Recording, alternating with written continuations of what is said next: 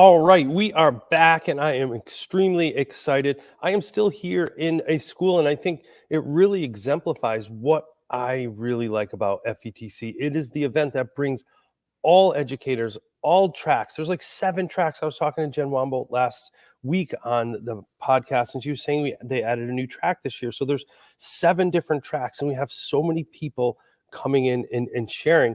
And our next guest is just part of another track. Now, Stronger Together, it's not just meeting or PLCs or things like that. It's really about bringing solution providers and educators together for the common core of supporting student learning. And that is always what has impressed me about our next guest, is that he is an educator through and through, but creates solutions that help schools and brings those solutions to students to create critical thinkers, to create that computational thinking, to have students learn really how to think, not what to think. And that is critically important. And it is one of the individuals in the lead-in video. So Adam Bellow, welcome to the Stronger Together podcast. Thanks so much, Matt. Excited to be here. Awesome. So for the very few people who may not know you, feel free to share a little bit about your kind of journey into education and where you are now. Sure. So I started as a high school English teacher, actually an assistant high school English teacher for kids with language-based learning disabilities. Worked there for a couple of years, then wound up being a head teacher at another school for English. Both I taught kind of gifted and I taught remedial at the same time, which was a really formative experience. So I kind of learned that kids are kids, no matter what the label we put on them. So I did that, and then I was a tech training specialist for a while for a school district on Long Island in New York. Then I became a technology director for the College Board schools, which was like 17 schools across the country. And then all the while, I've always been like a giant nerd. And before it was cool to be a nerd, loved you were the technology. nerd OG? Yeah. I mean, basically, all the stuff that's cool now, it was definitely not cool when I was a kid. But when kind of my passions collided, where it was like, all right, I'm teaching a class about technology in the classroom. This was when I was doing my graduate studies. And I started building a website, because nerd, of course, sharing different tools that I thought would be interesting in the classroom. And that became a site called Edutecher. That was like 2007. Mm-hmm. Started sharing different web tools with folks. And all the while I was teaching, I was always building other products. So I built a thing called EduClipper, and then went out on my own and kind of built that with a small team. And then worked at the White House for a little while as a as a presidential innovation fellow. And then have been working on Breakout EDU for the last 7-8 years. So super excited to be here. That's awesome. And in true educator form, often put down some things, just kind of slid in like, I worked at like this place and that place in the White House, and then I did this. It's pretty amazing. How was that opportunity? It was pretty awesome. Okay. It was weird. It was at the end of the Obama presidency, so it was a very interesting time in DC at the time. It was interesting because you see how government works and sometimes how it doesn't work. What I was really excited about was I worked with really, really smart, passionate people that were not educators. I think I was the only educator at the time in the program. And, I literally was having a conversation with one guy at lunch, and he's like, yeah, I'm a rocket scientist. I'm like, yeah, that's about right. Like, yeah, literally. He's like, yeah. I'm like, oh, all right. So it was cool. It was a great experience to kind of do something that was a bridge the gap of like education and, government service at the same time. And then, kind of get back to my education roots right after. So that was great. That's awesome. So before we dive into FETC, you brought up Breakout. And one of the things I was looking at, you're saying it's the perfect fit for your classroom with Breakout EDU, versatile range of resources. So those out there who don't know a lot about Breakout EDU, tell us about it. Sure. So Breakout in a nutshell is basically the idea of an escape room brought into the classroom. So we have we started with physical kits, where basically kids, instead of being trapped in rooms and trying to break out of the room, pretty illegal, by the way, they would break into these boxes. And each of the locks that are put on a box was related to a piece of content. Over the years, we've grown tremendously. In the last couple of years, obviously leaned into a lot of digital aspects of the product. This year, we launched something called Breakout Plus, which is like kind of a point and click adventure game. So really kind of, as you said in the intro, getting kids to think as opposed to kind of get the right answer. It's more about the experience. It's all collaborative. It's using those 4C skills and SEL skills. So that's what we get to do every day. It's really just a thrill to get to work with an amazing team to put this out there, and then to impact literally, hundreds of thousands of kids every single day is awesome. Yeah, and one of the things, as somebody who has worked in schools since 1993, and now, in my role as assistant superintendent, I oversee 11 elementary schools, and you can picture what some of the schools, not just here, in many places, look like. But what always gets me excited is when you see this. So here's just a picture of the physical box. So what's happening here? Yeah. So what happens when they do a physical kit is the students are all working together to solve these academically aligned problems. So as I mentioned, each lock is related to a piece of content. For a physical game, there's usually a couple of printouts. There's stuff that they're literally huddling up around, getting out of their seats. I know schools, Yes. we stereotypically say school's not supposed to be noisy and stuff like that, but sometimes kids get so excited it becomes a little loud, but it's awesome. And there's a lot of sharing ideas. What I love about it, we talk about stronger together. Hmm. It literally is the case where sometimes kids that are kind of maybe not picked first to work on a group project or whatever the case may be, they get to all show strengths that only happen when you collaborate. So it's one of those magical things that I've seen in schools, and it's super, super awesome. And we've also been doing a lot of digital stuff with that recently, and to be able to capture in a fashion where digital is not always seen as collaborative, but to fashion that instead of racing the clock or fighting each other to get the better score, it's like, how do we work together to solve a common goal? So it's been super, super fun.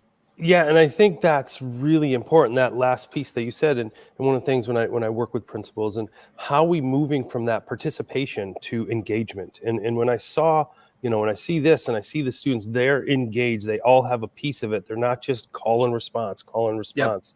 And when you talk to, and I know you talked about morphing into more of the digital piece, what is your response when some individuals say, well, that's just too much screen time?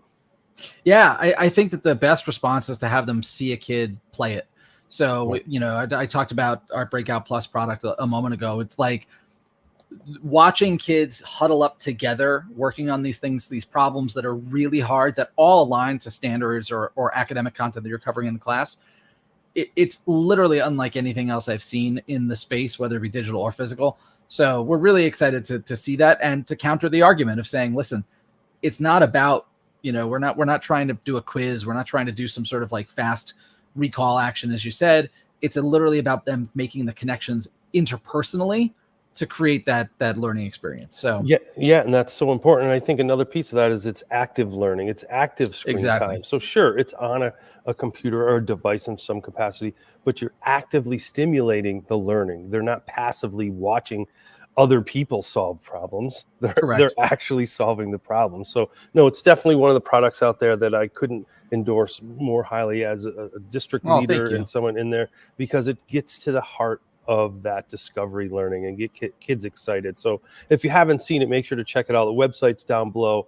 I'll also throw up the X handle to make sure you have a chance to see all that. But I do want to dive into some of the things that you're doing in 2 weeks. In 2 weeks from today, I will Can't be wait. literally, after the meetings, will be flying out and getting in anywhere from Tuesday to Wednesday, whenever individuals are getting in. So you have a full slate. You have some sessions yourself, how EdTech innovation is improving education.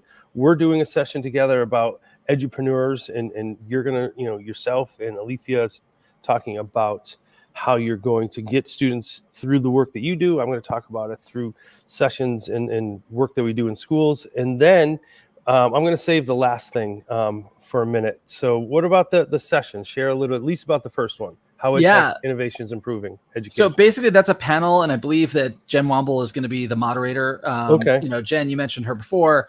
Just one of my favorite people. I love FETC. It's an event that I've been, very, very honored to be a part of for many years now, and it's one of the things I look forward to every single year. So I'm super, super excited. I can't believe it's 2 weeks away, but Yeah. super excited to do that.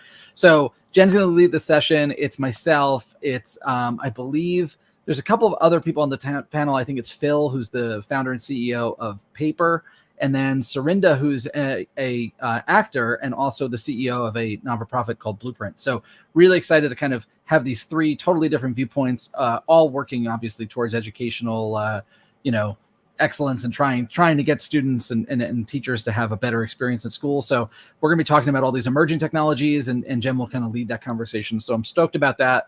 Obviously excited about our panel as well. Leafy is amazing, and I think it'll be super fun to talk about kind of the book that we're all a part of that you wrote and everything else. Yeah, and I think again, it is not at all self-centered at all, except I gravitate to individuals who push people's thinking. And yes, the book would, always stop at a lemonade stand. For me, in my roles recently, it's about how do we empower students and how, one of the things I said today, teachers, students don't come to work to watch you work, or students don't come to school to watch you work, to a teacher, Yeah. and giving feedback, and not in a snarky, but like let them do the heavy lifting, let them. Let's get past the understanding and remembering and get to the creating. And, Mad Learn, and you're not competitors, so it's not like we're sending someone out, but the Breakout Mad Learn, you have students create. And I'm super excited I'm not going to share, to be honest with you, you're hearing this in real time, some of the questions, because I want authentic answers. And I think that's what people crave. And that's why FETC for me is a standalone, as such a great event, because it brings so many people together and it focuses on learning, it focuses on strategies, it focuses on sharing, which goes into the one thing that I always like. Kudos to Jen, not only for getting amazing people, but not to have just a closing keynote. It's about sharing. Tech Share Live is going to close FETC. Yourself, our good friend Dr. Adam File, Leslie Fisher. So I know this has been in the works for a couple of years, but for those newbies going, or those who may have left early in years past, what is Tech Share Live? It's hard to describe Tech Share Live, because it really is. It is one of those sessions where it's a lot of fun. It's very fast paced. We try to have high energy and high humor, and it kind of varies year to year. It's a lot of sharing in terms of not just tools, not just solutions, but also just ideas on how you can implement these things. It's very rapid fire. In years past, we've had a different makeup of the panel, and they've been incredible to work with as well. I personally always learn a lot of stuff on the panel. Leslie's always good to bring out something that I've never heard of, and I'm like, oh, this is amazing. Sometimes, years past, people would mention something. I remember Kathy Schrock mentioned something one year, and I bought it on stage. So it's a great thing, a lot of bleeding edge, but it's also tried to be married to like what you mentioned before. It's all about that community. It's about how do we kind of bring things forward. I know myself, I'll be bringing a lot of things there's a lot of new AI stuff, but my take on it is a little different than I think just like let's try this new gadget or tool. Like I'm trying to ground it into an actual practical teaching piece, but excited to have Adam as part of the panel as well. It's going to be a lot of fun, and there might even be a song in there. So, who knows? Who knows? And I think, as we, go into Orlando, that's the piece for those who are new to the event, or those who are, been maybe once or before, is that you go in and you can get strategies that you can implement Monday when you get back to work. And it's always impresses me in the talent that Jen brings in, that it is weaving through everything. I know Adam does work with Future Ready, obviously yourself with the work you do, and then presenters from classroom teachers to principals to assistant superintendents to CEOs. I think it just the wealth of information is awesome. But something that's new this year to FETC, and you're the first person I get to ask about it.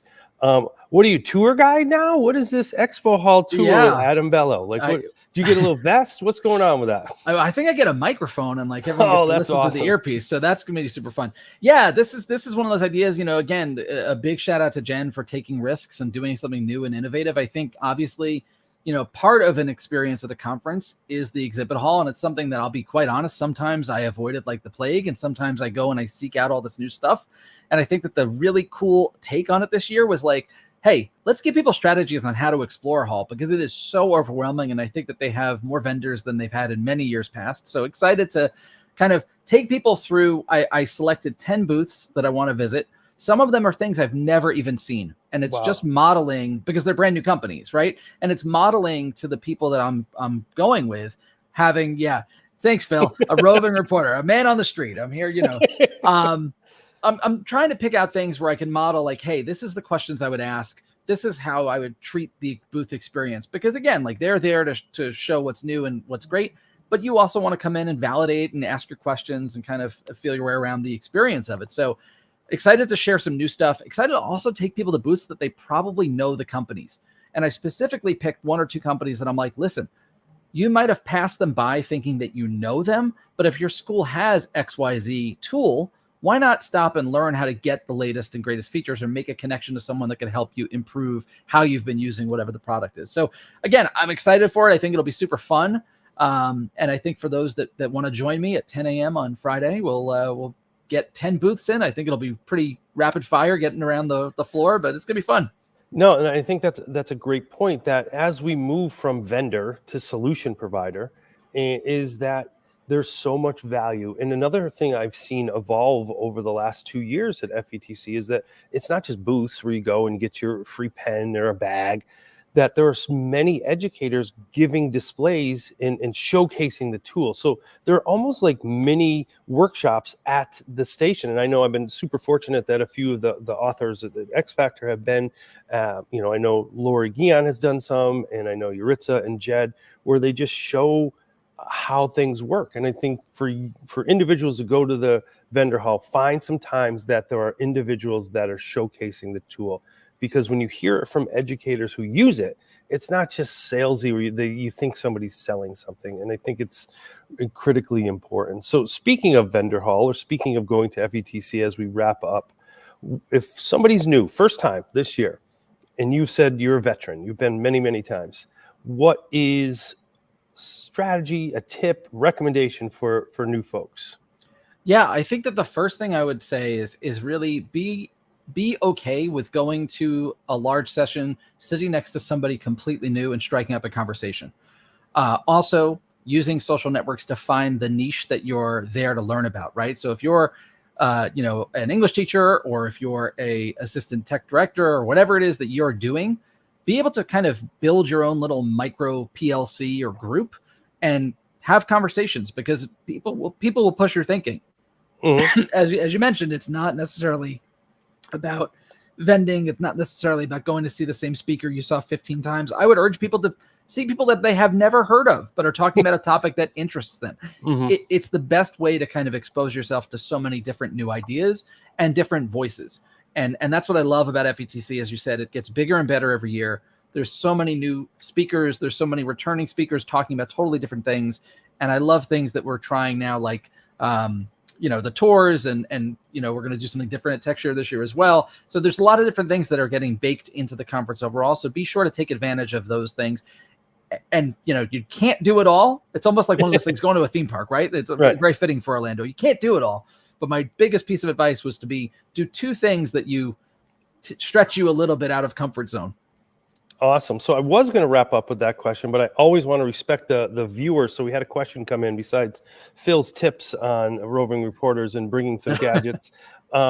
We asked, how can you share, and maybe even talk through the Breakout lens, what can a teacher do to help students with special needs in the classroom? That's a great question. And I know that that's actually a whole strand this time around. It's a passion of mine. So I definitely would look up into the agenda, and I would start looking for things that address, whether it be dyslexia, dyscalculia, whatever it is, if it's, autism spectrum, whatever you're looking for solutions with or conversations around. There's a ton of questions about students that are differently abled. So I would definitely look at that strand in the agenda. I know that that's something that's been added recently, and I think that there's tons of content that you can make a agenda that at least includes some of those sessions. That's a great question. Awesome. Well, thank you all for tuning in. Adam, thanks for taking time in your busy schedule. Yeah, thanks for having me. And I will get to see you in just about 2 weeks. Can't wait. Travel safe. I'll see you soon. You too. And for those watching out there, make sure to tune in. We have some more coming this weekend to share, and interviews leading up to FETC. And then we're going to be live on the Orlando show floor for 2 days, interviewing and sharing with so many great presenters and talking with individuals, sharing what they're learning, sharing about their presentations, and getting to know some new people. As Adam said, maybe it's someone you haven't met before, and that's how everybody meets. And that's where you start. And I think that's the way you start connections and building a stronger together mindset. So Adam, great to talk to you. For those watching and adding your comments, thanks for being a part, and we will see you in Orlando.